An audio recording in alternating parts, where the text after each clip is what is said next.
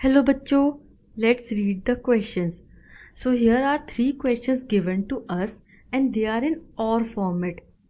मतलब इन तीनों ही questions का सेम मीनिंग निकलता है और इन तीनों ही questions का एक कॉमन आंसर रहेगा. Let's see the question. So the questions are, what were the major factors responsible for economic crisis in Germany during 1920s? 1920s में कौन से ऐसे मेजर फैक्टर्स हुए जिन्होंने जर्मनी में इकोनॉमिक क्राइसिस लाया.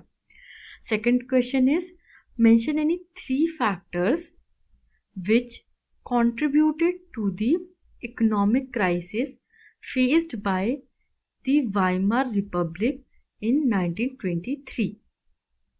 वाइमर रिपब्लिक ने 1923 में कौन से इकोनॉमिक क्राइसिस फेस किए, इसके 3 फैक्टर्स बताने हैं. And the third part is, explain the circumstances which led to the hyper inflation in Germany. So here we have to answer the question of economic crisis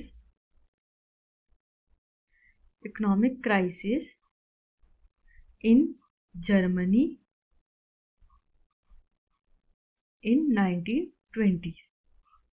अब यहाँ पे जो second question में the Weimar Republic लिखा गया है, जो 1923 में गवर्नमेंट थी जर्मनी में, उसको वाइमर रिपब्लिक कहा जाता था. I hope this is clear. Let's see the key concept. So the key concept is defeat in World War 1.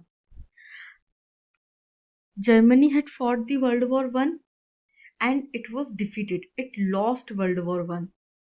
So lost, ये World War I हार गया, तो इसको क्या करना पड़ता है, ये World War I हार गया और हारने की वजह से बहुत सारा फाइनेंशियल लॉस हुआ.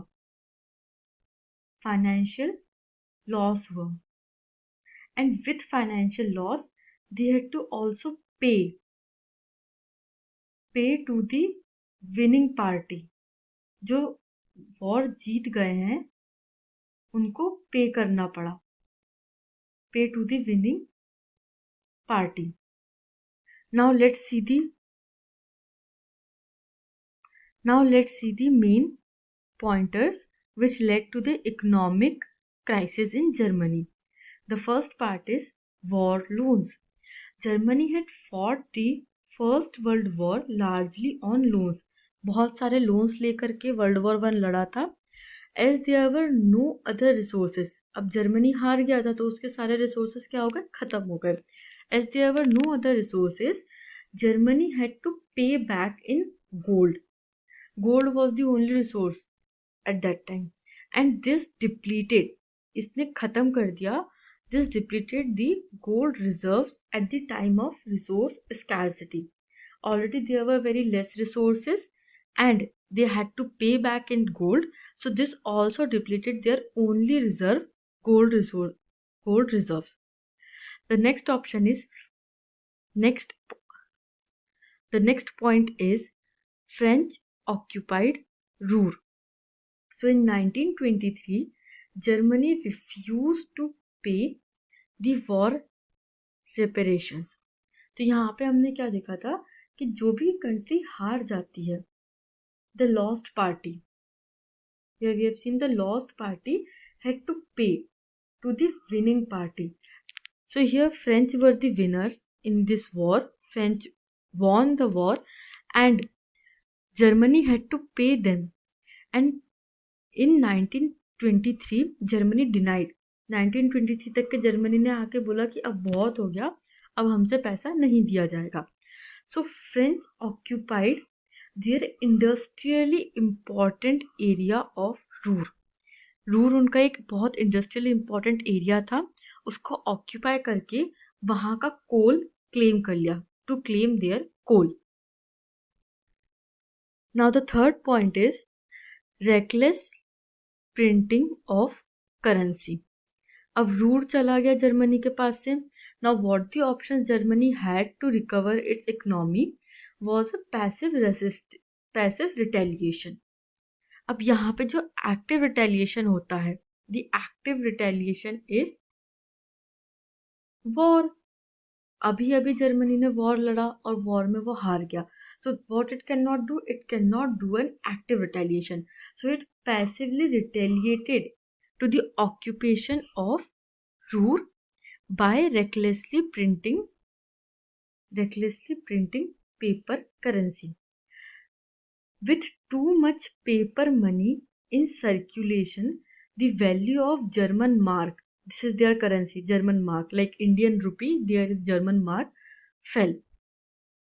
अब क्या होता है, जब भी आप पेपर करेंसी प्रिंट करते हो, for example you have to print 10 paper currency, तो आपको इसकी वैल्यू का गोल्ड रखना पड़ता है अपने पास ताकि इस पेपर करेंसी की वैल्यू रहे. And you have to check the market before printing the money. But यहाँ पे एक पैसिव रिटेलिएशन होता है और उसकी वजह से वो रेकलेसली, मतलब बिना सोचे समझे कि उसका क्या इम्पैक्ट होगा इकोनॉमी के ऊपर, ऐसा बिना सोचे समझे बहुत सारा पेपर मनी प्रिंट कर देते हैं. फिर ये जो पेपर मनी होता है वो सर्कुलेशन में आता है और इसकी वजह से क्या होता है, मार्क जो उनकी करेंसी है उसकी वैल्यू गिर जाती है. तो एक मार्क जो होता है उसकी value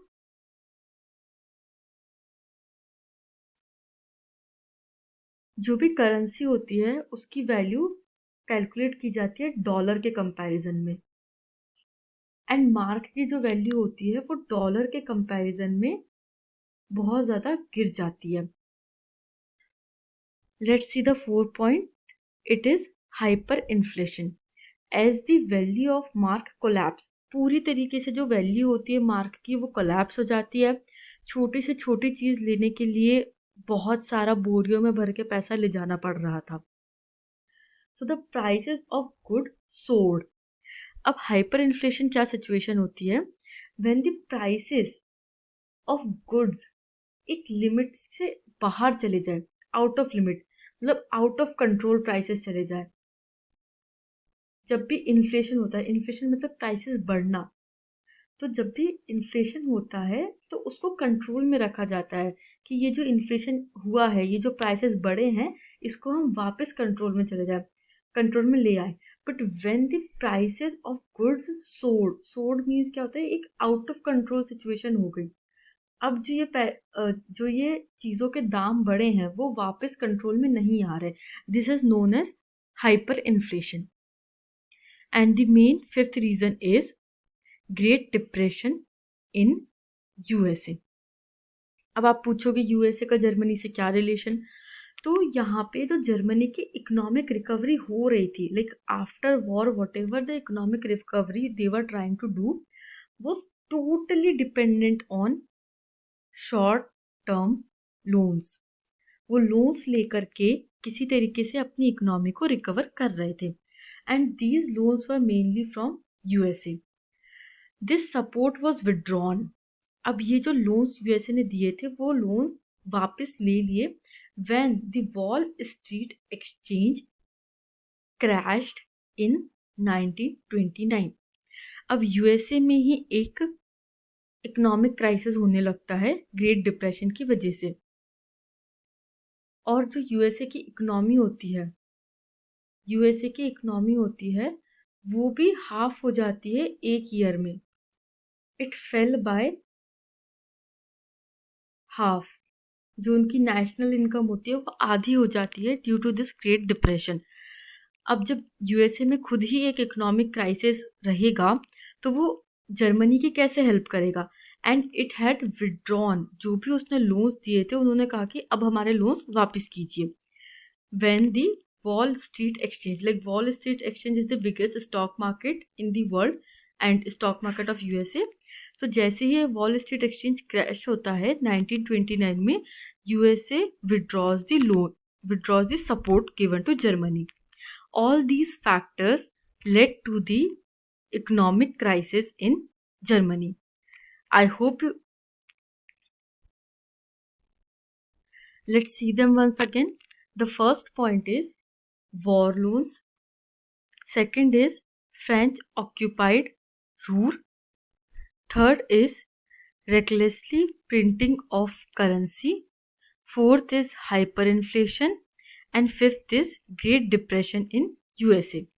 I hope you understood this question. Thank you and best of luck.